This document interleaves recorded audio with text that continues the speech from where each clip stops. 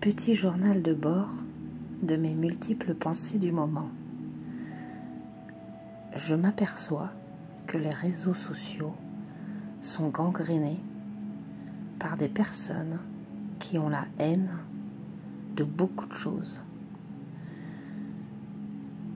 Nous sommes aujourd'hui en 2024 et finalement, les mentalités ont encore peu évolué. Pourtant, il faut savoir être tolérant, mais aussi dans la bienveillance pour être sur Internet. Sinon, il faut vivre seul, dans les bois et sans Internet. Nous avons suffisamment de galères. Nous trinquons tous, un jour ou l'autre, à cause du système, mais aussi des jugements, souvent beaucoup trop hâtifs. En attendant, il y a des guerres, de la pauvreté à n'en plus finir. Pourquoi ajouter du noir là où il y a déjà un sombre immense? Heureusement, il y a aussi de très belles âmes partout, mais elles sont beaucoup plus rares et plus précieuses qu'un instant passé à humilier quelqu'un gratuitement. Je parle là des réseaux, mais dans la vie réelle, on rencontre exactement le même type de comportement.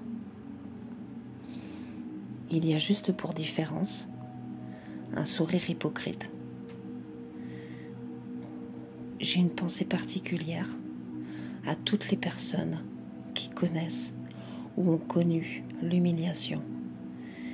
Et peu m'importe le degré de la bêtise. Le respect n'est pas réservé que pour nos besoins personnels. C'est une histoire collective, mais aussi une question de dignité humaine.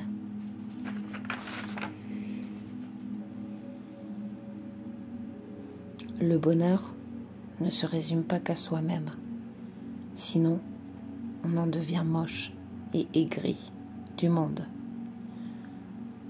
Aimons-nous avec nos différences, même si ce ne sont pas les nôtres. Avec toutes les informations négatives qui circulent dans nos vies, on se méfie de tout et de rien à la fois.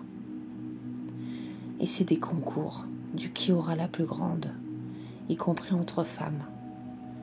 Personne ne se fait de cadeaux. Un monde complètement désenchanté. Arriverons-nous un jour à arrêter de chercher l'embrouille là où il n'y a jamais besoin? Arriverons-nous à foutre notre ego de côté et plutôt le ranger du côté du cœur plutôt que de viser une taille disproportionnée? Je l'espère vraiment. Nous sommes dotés d'émotions, de talents ou de connaissances exceptionnelles, car tout le monde possède en lui quelque chose de très fort. La source du bonheur réside dans nos connexions entre nous et l'extérieur. Arrêtons de saccager ce qu'il y a de plus beau en nous. Si on s'élève tous spirituellement et collectivement à la bienveillance, les États auraient beaucoup moins de possibilités de nous berner au quotidien. Nous ne sommes pas responsables de leurs actes, mais en partageant toute notre haine, ça leur facilite grandement la tâche.